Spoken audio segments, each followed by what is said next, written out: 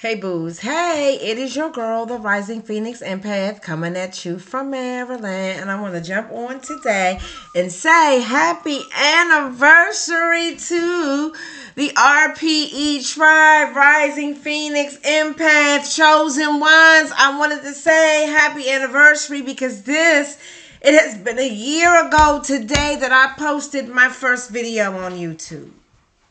And I just want to thank you guys for the overwhelming support that you have given me thus far. We got more to do. I just want to say thank you and express my gratitude to you and just let you guys know that it's all about y'all, and without you, there's no me. So I just really appreciate the support. And the love that you guys have shown me in this year. And just to let you know that I love you, RPE Tribe, Chosen Ones. I love you. And it's been an honor to be able to give you messages and pour into you as I am led to. Right? Today's video, in lieu of the 1-year anniversary, okay, of the Rising Phoenix Empaths channel, I wanted to do something a little bit different today. I want to kind of just tell you about who I am as a person. You guys see me. You see me when I'm looking fly and my hair's done. You guys see me when I ain't so fly, my hair ain't done, and my skin ain't looking the best. And I've shared with you guys. I try to share content with you no matter how I'm looking. I try to pull myself together, though. I try. It's been hard lately.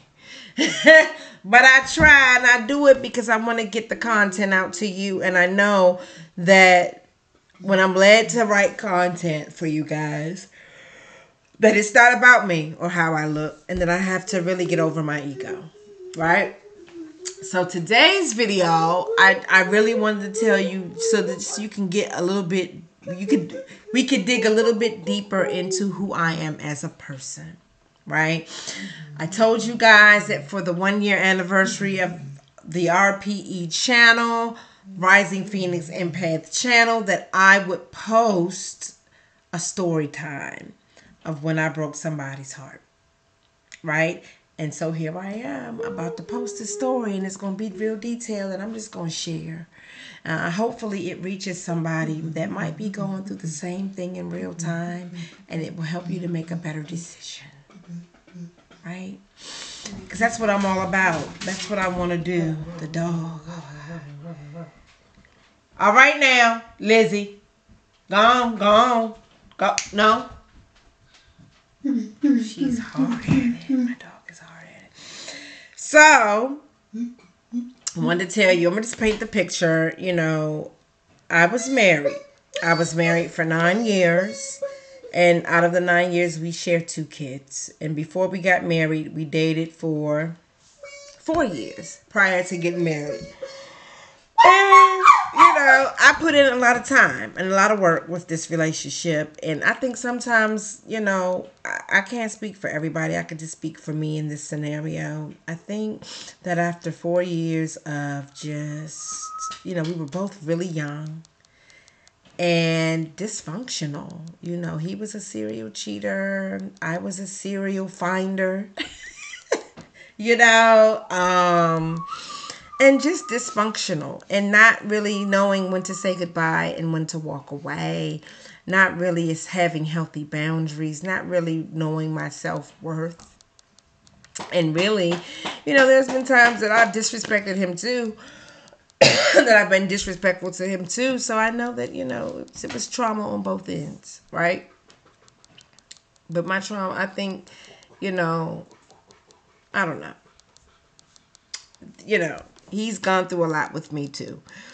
But I say all that to say is that it wasn't the best relationship, and it was definitely a toxic one, right? But it's like we would make up to break up, right? And so this particular summer I had gotten pregnant. And when I was pregnant, I had decided to keep the baby.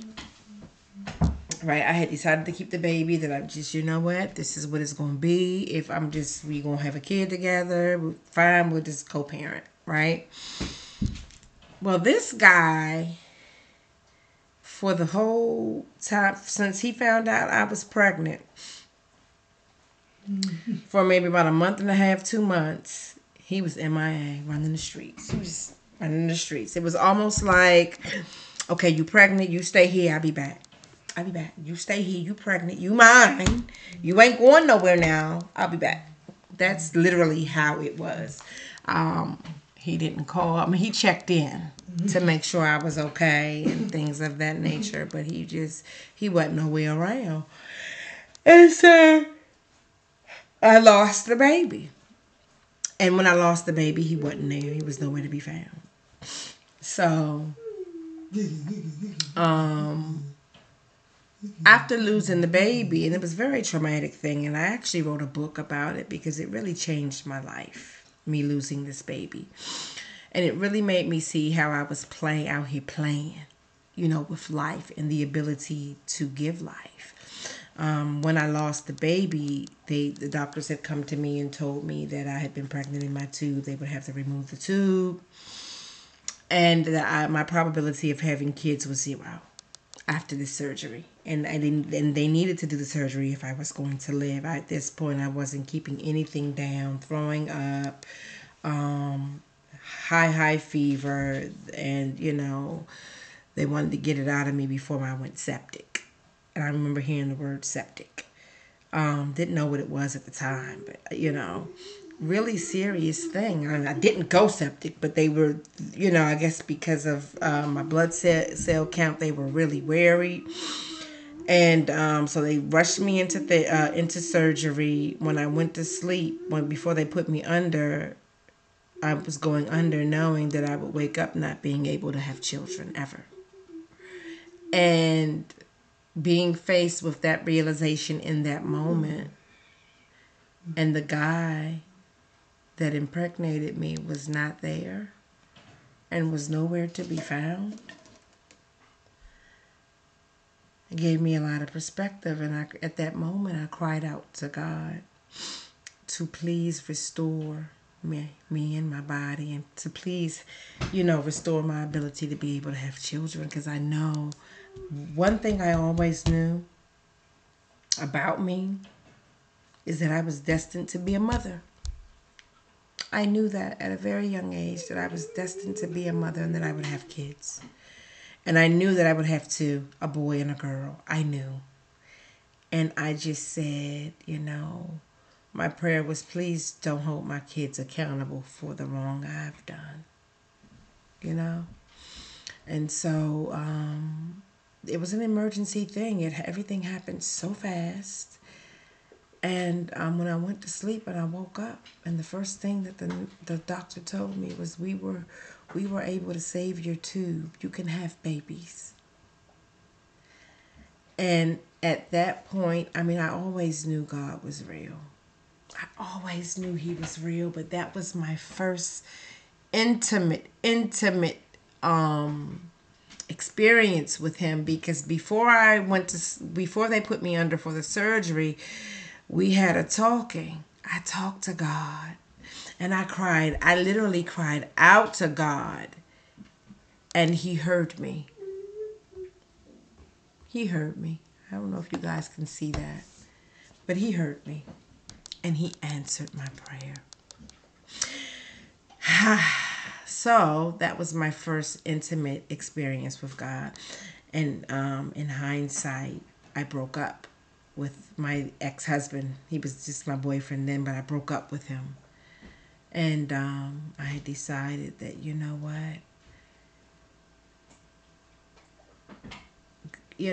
I almost put myself in a position not to be able to bear children.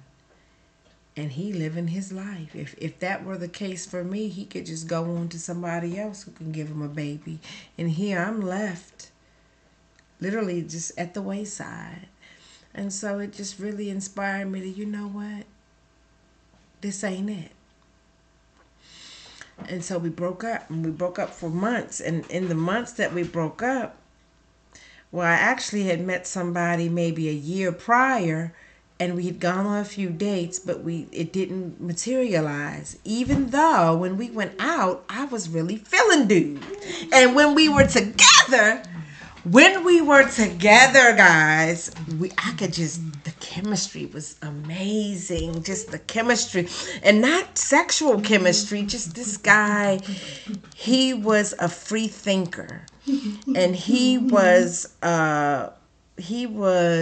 deep and profound like my father. Like, he can have these conversations that talked about just deep things, about religion, about, political issues, about the racial issue, and what Black people have gone through over hundreds and hundreds of years. And like, he was just so deep and profound, and we connected really on that level. And I saw in this guy my father a little bit, because just how profound and deep he was. And we would just talk for hours. I mean, I was very attracted to him. He was a very handsome young guy and had a really good head on his shoulders to be so young.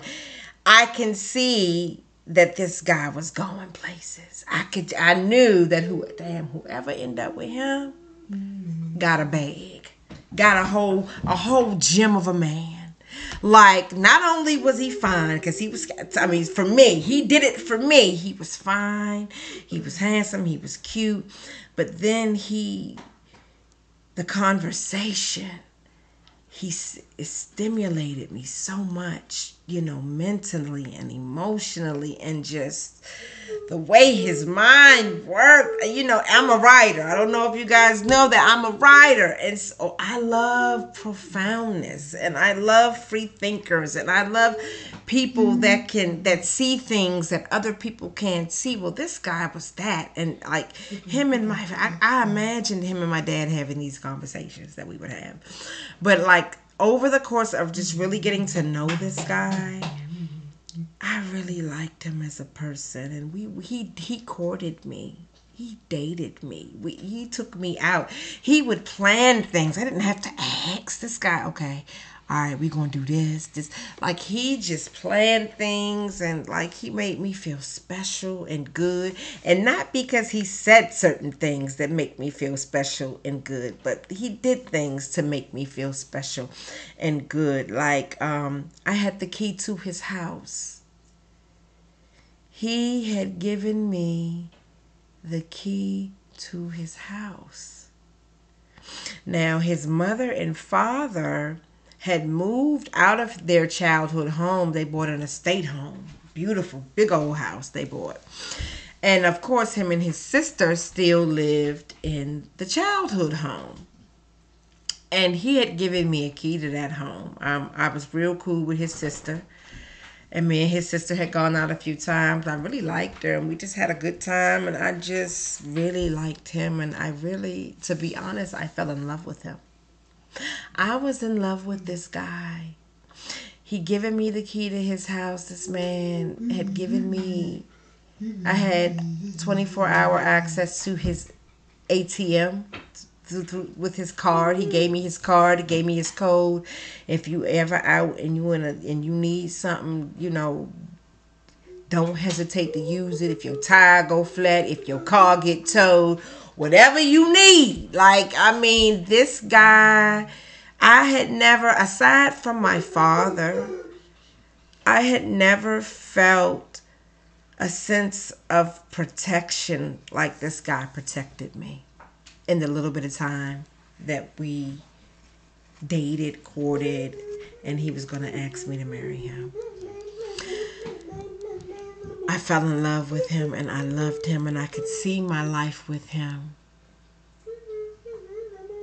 But there was also a fear associated with loving this guy, because I had never experienced anything like that. I had never had anybody consider me the way this guy considers me, or considered me, and thought about me, and treated me. And well, there was a fear attached to that. There was a fear well, I know this beast over here, this monster over here, I know that monster. Right? And I knew to expect exactly what he got me, what I received from him. I knew that that's all that he could do, right? I knew that. And yet still, for some reason, for me, that was safe. It was safer than being with this guy who treated me so well, who wanted the best for me, and who I could tell loved me. And I loved him too.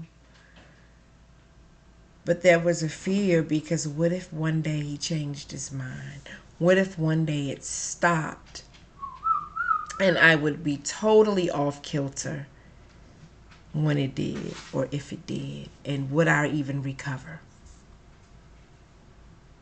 Whereas over here, I never really had the burden of not thinking ahead for me.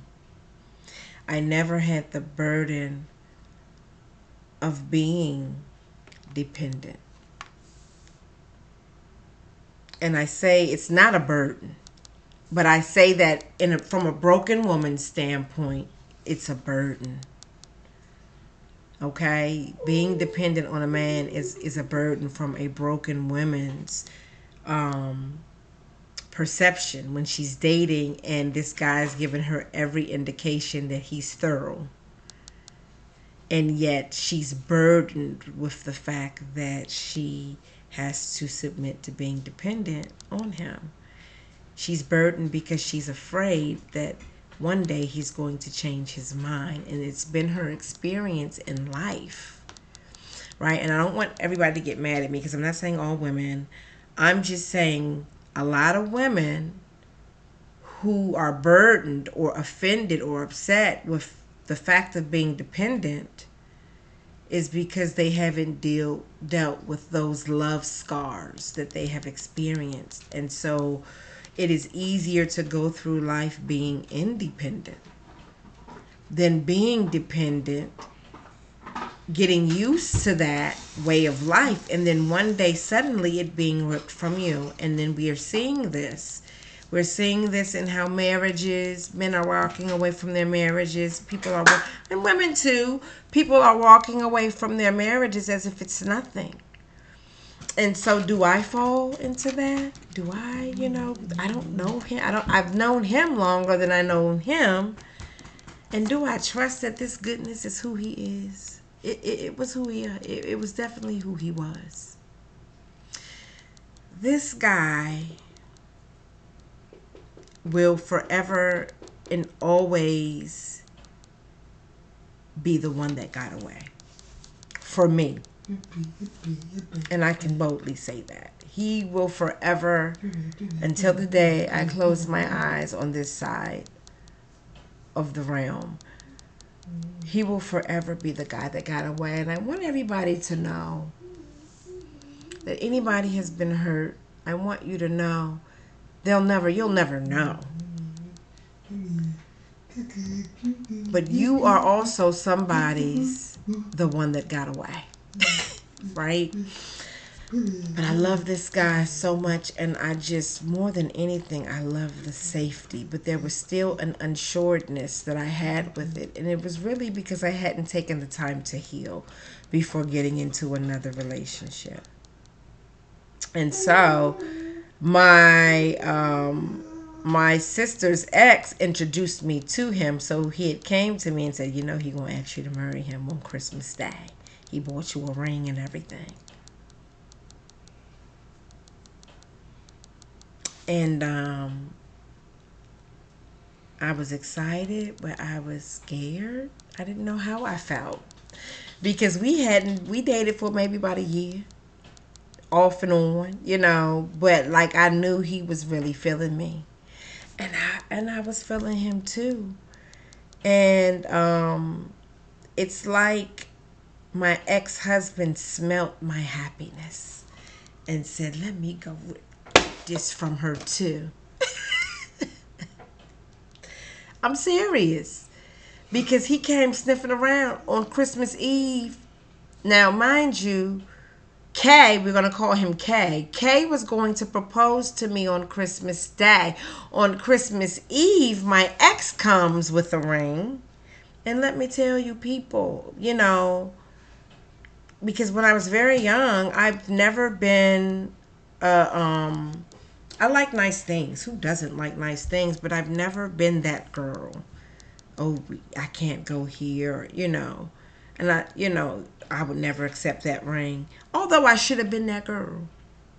Because I do believe that the ring that a man presents to you upon asking you to marry him is a good it's just a good way to kind of view what he has sacrificed to be with you. And I'm going to tell you, and I'm not being mean, I'm not being a you know what, I'm not being mean, but y'all, this ring that my ex-husband gave me was the worst ring ever. It literally looked like a class ring with some diamonds sprinkled on top. It didn't even have a setting. It was the craziest, ugliest ring that I've ever saw. And all of his friends and all of his friends' girlfriends laughed and talked about that ring like a dog. Behind my back, they would say little stuff in front of me like it was crazy. Anyway, but it was crazier that I accepted this proposal. I accepted this proposal. And so on Christmas Eve, I went off with him. I accepted the proposal. And I told him, I'm with somebody. I was with somebody. And I owe it to him. I owe it to him to tell him, is what I told my ex. And you got to give me that leeway to tell him. He deserves for me to be able to tell him. And he was like, okay. So I had actually planned on telling him, but I couldn't. On Christmas Day, he was calling me. He called me so much on that day, and I never answered my phone. And a part of me, I couldn't. And mind you, when me and him were courting, I was totally out of contact with my ex. Now, the year up until, me and my ex-husband, we broke up so frequently that I would meet people in between and talk to them for a little while and then stop. But with me and his communication, we never really fell off. I would just fall back when I was back communicating with my ex. And yeah, so we never really, me and Kay never fell off. I would just kind of back off when my ex-husband would start coming back around. I would just back off. Well, after I lost that baby, we had like a 4-month stretch. We'd never gone that long where we just really wasn't communicating at all. And in this 4 months, it was literally like a whirlwind romance. And I mean, he checked all of the boxes. Even the shallow ones, if you know what I mean. He checked all the boxes. Oh, he wasn't 6 feet, though. He was a little shorty, too. But he was 5'7", 5'8". I can deal with that. But he treated me so good, and he was so cute to me. And the conversation, everything about him. And I believe that had I chose him, I believe that I would have ended up having what my mother and my father had. And we would still be together. And I think that in that space and in that moment, I didn't deem myself worthy to have a man like this, a man willing to provide. Now, mind you, at the time, I'm in school and I'm working too. So I've never been the girl that just wants to be taken care of. I just, because I have so much in me to do, and I know that that's not my call, right? To be a stay-at-home mom or just to be a stay-at-home wife. That's not what I want to do. And so I've always worked. I've always strived to do and be something, right? And he supported that. And he just, I think he admired that. And he's just a good dude. He was a good dude, a good man, and he was a good boyfriend. And he just was a good, he was the one that got away. I never called him, never, nothing, because I just couldn't face him. And he was so hurt. And he tried for weeks upon weeks. He was calling, and I just couldn't answer because I was a coward. And he deserved so much better than that from me. He did. He deserved so much better from me. But I was at a place where that's all I could give him. And I want you to know that was a messed up story. That is messed up. But I want you to know that I received immediate karma the same year that I got married. I got married in December of that year. And do you know, I got married on, I think it was December the 28th. We got married. And do you know that he ended up going out of town that night with his homeboys to Atlantic City, and I didn't get to consummate my marriage. So it's almost like I got immediate karma for it. And at the time I didn't see, but it was immediate karma. And that was only the beginning of the stuff that I would go on to go through with this person, with my ex, and I'm not trying to demonize him either. He was a young guy, and he had a friend at the time who was in the NFL, and they had actually, gone to the Super Bowl. They would go like a year later. When Baltimore went to the Super Bowl, and he had friends, and they just were just in that phase, that my homeboy mean more to me than anybody else phase, and but I said, when I say to you, I got immediate karma. I knew immediately that what was happening to me was because of how I treated Kay. So not only, and now today, I'm divorced now, and I've been married once, but never experienced a wedding night. Because my ex-husband went out of town with his friends. When they told him they were married, when he told them he was married, they thought it was a good idea to take him to Atlantic City to celebrate without his wife. And it's, again, immediate karma for what I had done to Kay. Because what I had done to Kay was equally as humiliating. He had bought a ring. He had gathered his family. He had told his family he was in love with me and he wanted to propose to me. And I never showed up.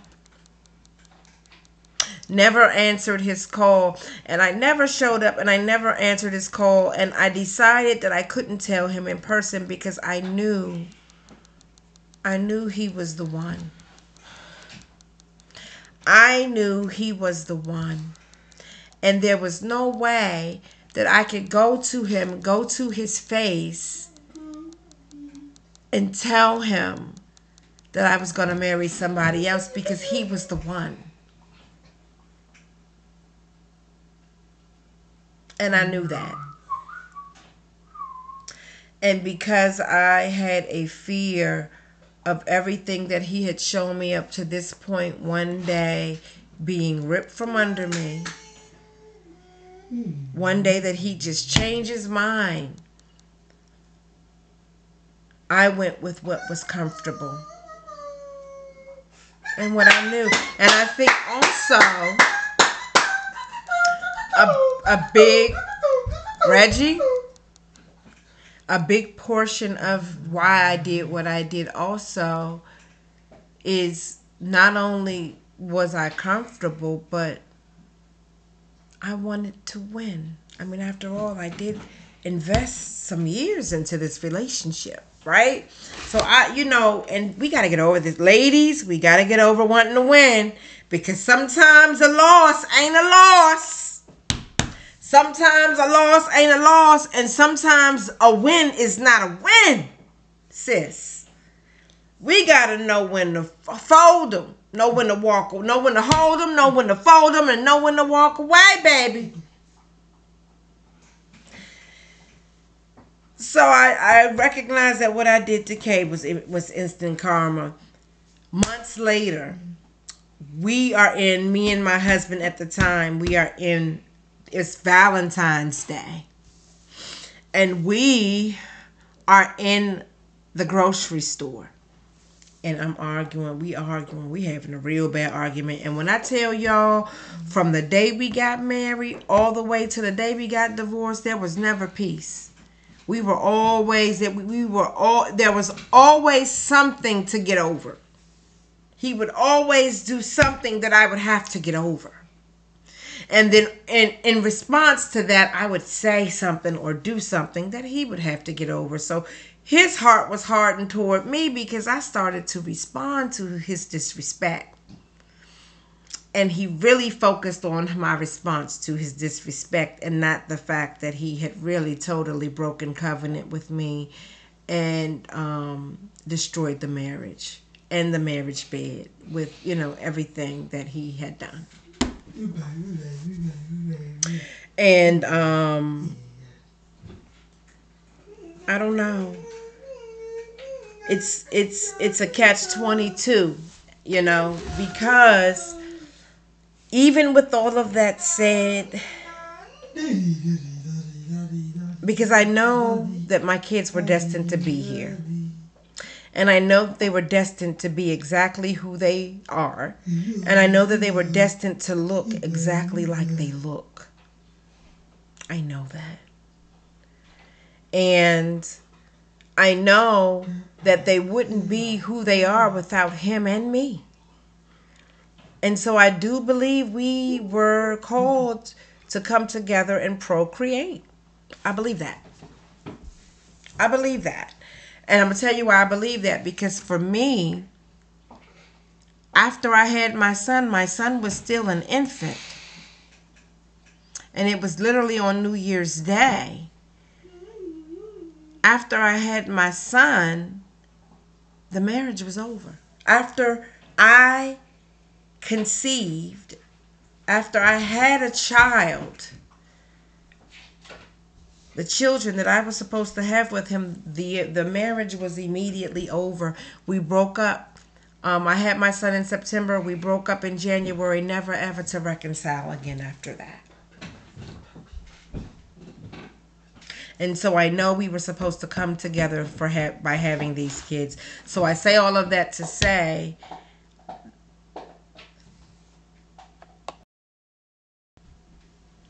I'm sorry. I'm sorry.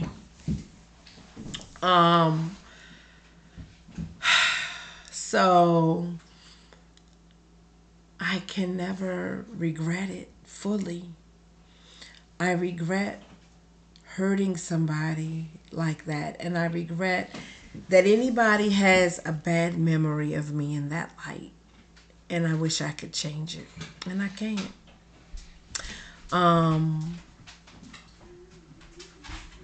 So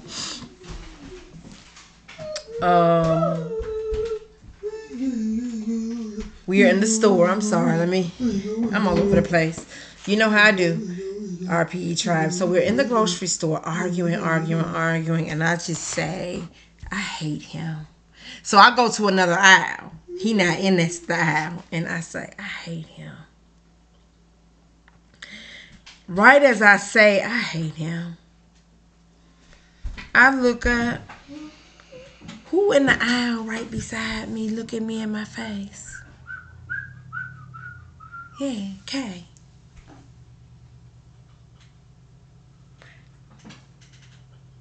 okay? Looking at me right in the face. He could hear probably us arguing in the other aisle. And I look at him and he look at me and I get out of there. I'm like, I went, found him. I said, I'm going to go wait in the car. I ran to go wait in the car because I couldn't face this guy. Not only did he see me, but he see me on Valentine's Day arguing with my ex. I was so embarrassed. And the look on his face, he was like delighted to see that. The look on his face.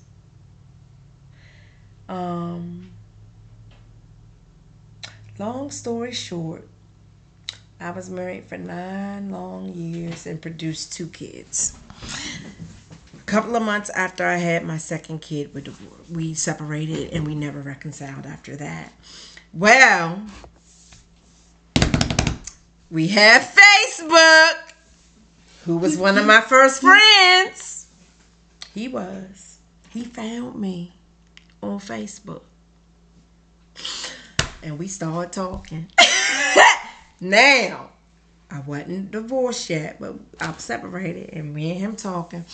And so we talking. Now, mind you, I got 2 kids. I got an infant and I got a little girl. Right? And we talking. And we talking for months. And he like, I bought you a ticket to come see me, fly out to see me. He, you know, we was making plans. He was like, we about to be happy. He had a girlfriend at the time that he broke up with because she totaled his car. She got in an accident with his car. And so he was telling me about his girlfriend and he liked her and everything, but she's not a good girlfriend because she wrecked his car and, you know, she cost him money, I guess. And, so we was talking, like we had a whole little thing. So every day I would wake up and, you know, he'd be the first person that I talked to. And, you know, I would talk to him all the way to work. And it was like that for some months. And I was about to come see him because he had actually moved to Atlanta. And I was going to go see him. And he got me back, y'all. He got me back. So one day we on the phone. So prior to that, I had tried on several different occasions to have the conversation with him about what happened with us. And he brushed it off like it wasn't that serious. And he did it so much. He brushed it off so much that I said, well, dang, maybe it wasn't as serious as I thought it was. Because he really brushed it off like it wasn't nothing. You wasn't doing nothing that wasn't nobody else doing, and it just wasn't that serious, and yada, yada, yada, yada, yada. And so I stopped trying to talk about it because I had tried on several occasions to have the conversation, and we had a small conversation, but not like, we didn't get to unpack it. He wasn't interested in unpacking it, and he had actually really belittled what we had, and so it made me feel like, well, maybe he wasn't as serious about me as I thought he was, right? And so that's what I thought it was. And so for months we talked, and one day I'm on my way to work. One day, this is a week up to me getting on a flight to come see him, the flight that he booked for me.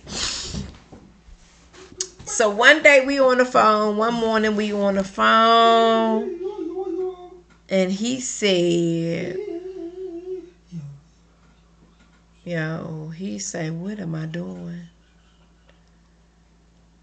I said, what do you mean, what you doing? He was like, he said, what the F am I doing? Why am I on the phone with you? Do you know? He was like, do you know what you did to me? It's almost like one day it just came out. And I said, well, we talked about it. And he said, I know what I said, but do you know what you did? He said, you got a whole family. He said, you left me and you got a whole life. You got kids and a husband. You left and you got a whole. When I knew you, when I loved you, you ain't had no kids. You were supposed to have my kids. He's saying this. And so at this moment, I knew that this was his moment and that he had a right to it. And that I had no right to argue back, that I had no right to defend myself. And I knew that it was my karma and that I needed to let this man get this off his chest. And for about 20 minutes, this man riffed on me. He riffed on me. And I did not say anything. I let him get it out. What kind of woman would do something like that to somebody? And what kind of what am I gonna do with you? You got kids? I don't want nobody that got kids. Like he he let me have it, right? He was giving it to me, but you know, he was being honest. Something that I couldn't be with him. And it hurt to hear, but he was being honest. How can I be with you now? I got to raise somebody else's kids. You saying you want us to get back together, and now you want me to raise this man kids who you chose him over me. You want me to help you raise them kids? And I don't even have no kids? How can I ever take you seriously? Do you know how humiliated I was on Christmas when you never fucking showed? He went off. Excuse my French. He went off on me. And I knew in the moment, I knew that when he started, I knew that it would be our last conversation. Because I knew that he just needed closure. And I knew that he deserved that. And I knew also that I deserved that. So I gave it to him. And I answered when he asked me questions, I answered them. In that moment, you know, and we was, you know, he was kind of proud, just riffing on me. And he was real mean. But he had a right to be, because he had years of bottled up frustration and wondering where he went wrong and where we went wrong, and so much he needed to say that didn't get said. And he was just like, I realized how much I had hurt him when he went on a riff, because he actually fooled me into believing he didn't really care. And that what happened really wasn't as serious as I made it. But when he went off on me, the way he went off on me and the things that he was saying, I knew that this man considered me and wanted me in this way. He wanted me to marry him. He wanted me to have his kids. And not just to have them, just to have it to keep me where I am, where, you know, to keep me stuck. Because some men do want to have you to have their babies keep you stuck. He didn't want to keep me stuck. He wanted to build with me. He wanted to build for me. He wanted to love me. He wanted me to bring his kids into the world. And I chose. I didn't choose him. I didn't choose him. Between my son and the dog, boy, they driving me crazy. But I didn't choose him. You know, and he even said something about my son. He didn't say anything too mean, but it was almost like you got that, like, basically, I forgot what he said, but he said something. But it was something about me having a special needs son, almost like he thought that was my curse, or that was my karma to have a special needs son. And I don't believe that neither. But he was hurt, and so I gave him his 20 minutes. I didn't argue. I didn't defend. I let him get it. I let him get it out. He asked a few questions. I answered them, and I told him, I'm so sorry. I never wanted to hurt you. You know, it was never my desire to hurt you, and I'm just sorry. And he had a thing where he really wanted me to tell him I regretted my decision, and I just couldn't do that.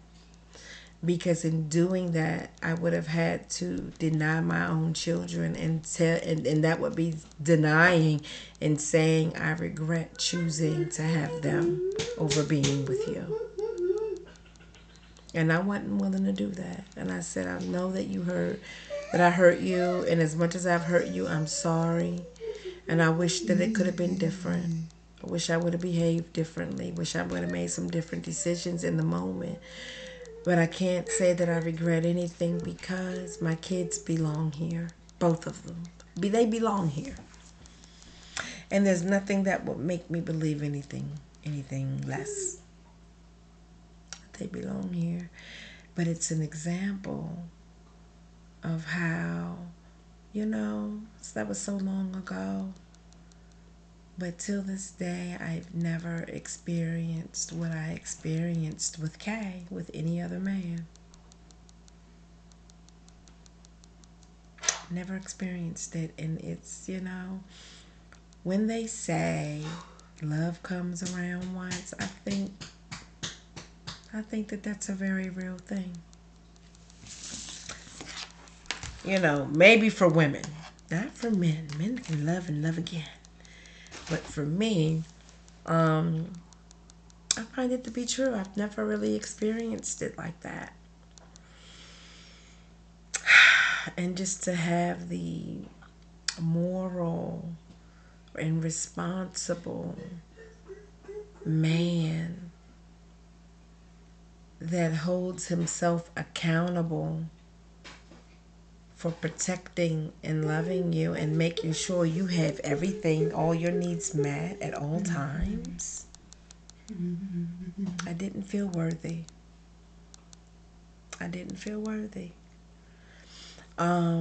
We were friends on Facebook, and until we weren't, he deleted me.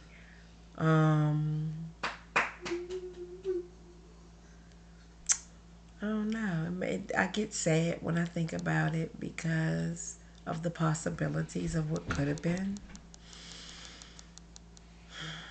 And again, you never want to be the villain in anybody's story. But I do believe that the call that I made was for destiny and not my heart. I knew that I was supposed to have my daughter, not going to say her name, my daughter and my son. They're supposed to be here. And I answered a destiny call over a heart call.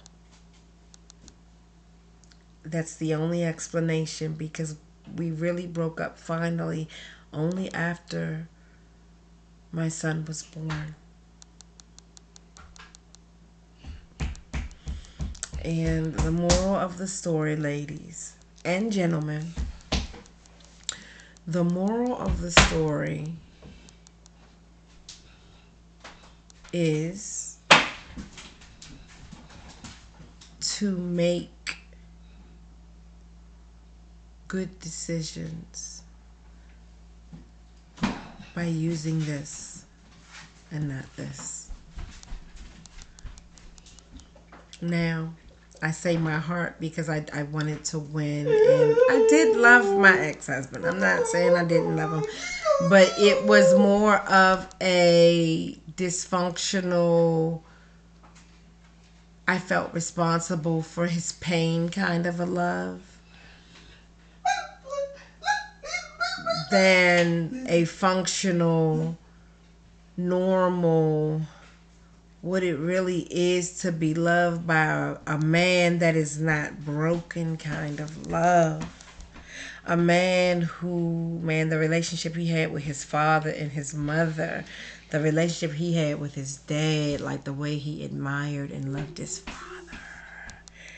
And the way, and with his mother too, they were just good, wholesome. They were a good, wholesome family.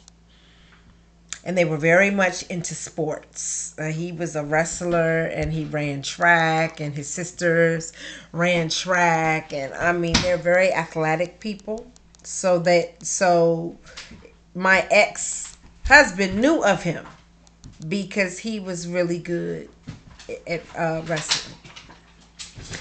So, I don't know. I had an opportunity to marry somebody who I believe I would still be with today had I married.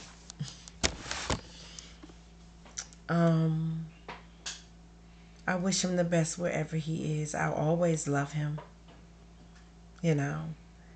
And I wish him the best. And he is married now with kids, and he looks happy. His family looks happy. And oh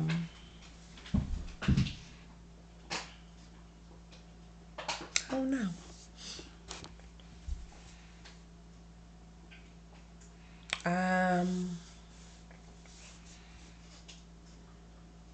Yeah. I'm just thinking. That's the story. That's the story. So I told you guys for the 1-year anniversary of the RPE Tribe, I would tell you guys the story of when I broke somebody's heart. But I'm going to tell you the kicker to this story is that when you break somebody's heart, a lot of times you break your own. You break your own because the bridge that you're burning with that love oftentimes is never found again in other people. Right? So that's my story. And if you've learned anything, I want you to learn that karma is real, and even chosen ones in their growing phases will experience it. You know, we may be protected, but everybody is going to have to experience the consequences of their actions. Right? And so this is my story. The girl who didn't choose real love. And when I say real love, I mean real love actually acted out and shown, because it was foreign to me that a man would look at me and treat me this way. And so this is why it's so important, chosen ones, that we heal. That we heal, that we take a break from relationships and just heal. What made you choose this way? Why do you feel this way? Why are you so afraid that this good thing can't be for you?